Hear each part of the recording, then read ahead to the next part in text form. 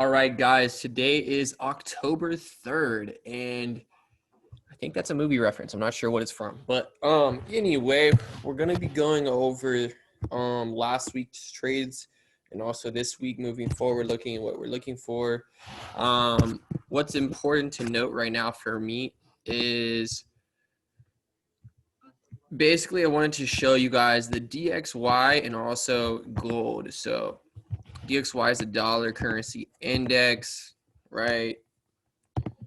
Dollar currency index. And what we have seen right here is that this monthly order block right here, this guy highlighted in the blue, that down candle, this swept those lows, right? It has now been rejected and given a monthly bullish engulfing. So as you can see, bullish engulfing right here on gold. And pretty much what that means is Japanese candlestick patterns. I recommend getting that app. But Japanese candlestick pattern, I mean, that's should be continuing up here. Now, depending on how we see this next candle close and whatnot, so on and so forth. But yeah, pretty much. So with that being said, I'm expecting it to go up. So with my expectation of going up, I'm anticipating it drop a little bit first before going up. So there's three areas where I could really see this playing off. Okay, this could be something you could look for. Of course, anything can happen at all times. So I like to give my predictions just because it's kind of fun to do and see if it plays out how I wanted. I see equal lows right here, and I also see this order block down here. I'm not too sure if the DXY does what normal currency pairs would do as far as the banks and institutional side of things. We definitely have some imbalance in here. It looks like we do. We'd have to go on a smaller time frame and see if there's any imbalance in there. Yeah. So, I mean, generally speaking, what we're expecting is DXY to come down, whether it's down to here, whether it's sweep of the low, whether it's all the way down here, maybe it comes down to this daily. Maybe it comes down to this guy right here and then comes up. Of course, it could just blow right through and drop. I don't know. Anything could happen right now, but I'm expecting it to go up. I could be wrong. Could definitely drop instead. But let's say if it does do that, what we'd be expecting on gold is, let's say dollar goes down then up. That means gold should go up then down. So now with that being said, I do see a setup for this week. Now on the video last week talking about gold analysis about the swing, we have pretty much mentioned that we were looking for buys. We were looking for buys down here, and we actually got stopped out or break even depending on your entries. And then we were looking to sell right here. I'm gonna draw this line right here. So I'm just gonna erase this whole thing. So, right. So pretty much we're looking for sells off this candle right here. Now, as you can see here, now I'll just clear this up for you so it makes sense. As you can see here, we caught a pretty nice sell off that candle. And if you were to take this 1 to 3, which is what I do on limits, I do 1 to 3. If you were to do 1 to 3, it would have gotten your break even. So if we did 1 to 3, let's just say we did 1 to 3, it would have got it went about 1 to 2 or 1 to 1 and hit break even.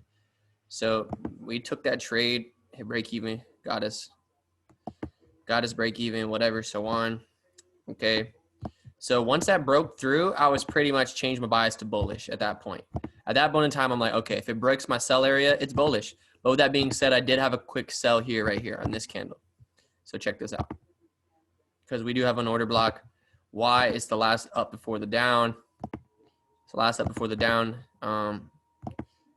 Saw a nice move down here from that candle. Came back, rejected again. Came back, rejected again. Okay. Anyway, so moving forward with gold, we saw a couple 4-hour order blocks get played. This one right here.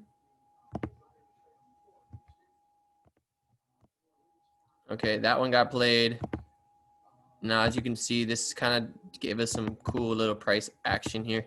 It's kind of choppy, but when you know what to look for, you're not really confused, because like if you know it's going up, you should only be looking for buys. There's no reason to get greedy and look for sells too. You know what I mean? So it's like if you know you're looking for buys, just catch the buys. Don't try to sell it too. Just like catch what you. So, oh shoot. Okay. Okay, perfect. So it looks like, hold on, let's see. Yeah. Now NFP was on the 2nd. NFP was on the 2nd, so this had not happened yet. So even before NFP, even on a smaller time frame, you're seeing this candle right here that could have been a key area to look for, very possibly, which is also right within this 4-hour order block, right at the open. So it's double confirmation to look for entry there at this candle. So with that being said, let's see how that played out. I'm gonna go ahead and mark NFP. NFP was right here, 6:30 Mountain Standard Time. That was NFP. Okay. So it actually looks like it did not even respect that. It looks like it didn't even respect that. It gave you a wick. That's out of my trading window, so I wouldn't even have traded that anyway. And then when Trump got coronavirus, which we called months ago, which is kind of funny, you know, we saw this happen, shoot straight up. Okay, shot straight up when Trump got coronavirus. So with that being said, that doesn't really change anything. Still like expecting buys, because it's in a buyer's market right now, not looking for sells anytime soon. And like, as I was saying before in that swing video, in this area, I would not take profit in that area, because I would wait for it to go up more. I would take profit above, because here's why. There's imbalance up here, but reason being is this candle got mitigated here, this candle got mitigated here, and this candle got mitigated there.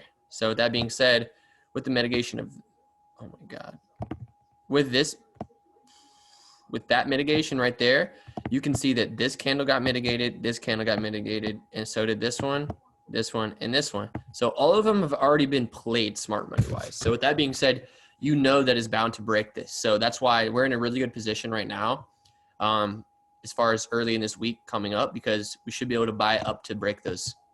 We should be able to buy up to right above this purple area. We should be able to buy it up to here in this 1920s area, because 1925 is a quarter level.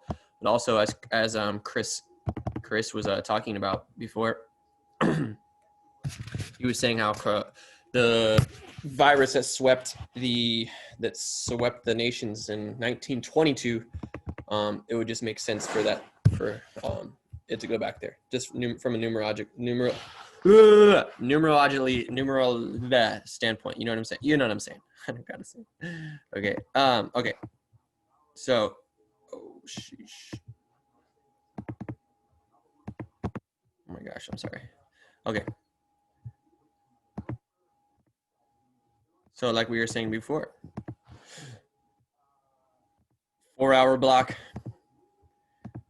grabbed by 4-hour block,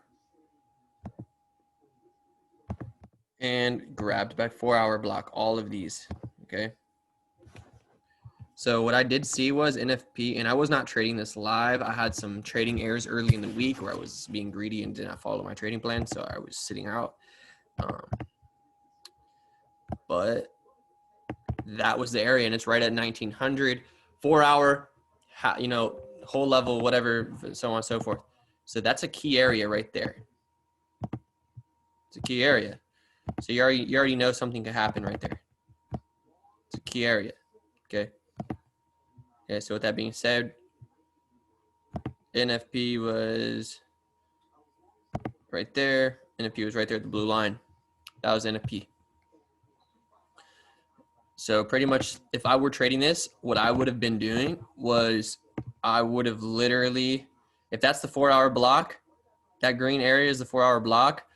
What I would have done is kind of just marked off an area that opened to the 50%, and been looking for entries in that area, in that gray area. That's for buys, because we know it's a buyer's market. I would not be looking for any sells at all, just me personally.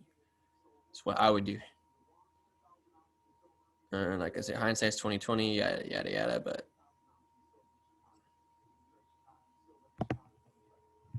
so it looks like what it did off the open of the NFP was that it's pretty clearly what it did was it swept.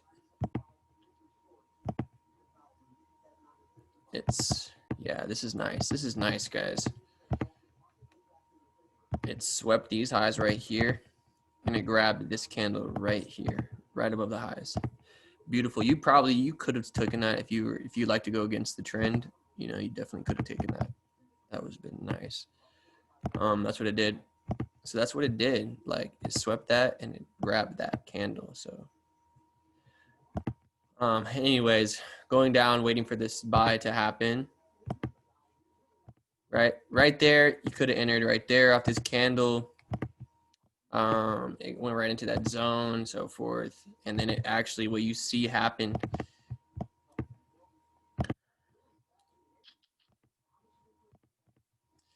it gave this candle confirmation engulfing, and then it actually came back and wicked that candle. That's exactly what it did. And now pushing up now at this point, where would it go up to? If you were to buy that, where would you take profit? Now look, we have a 15-minute order block right here, 1908.5.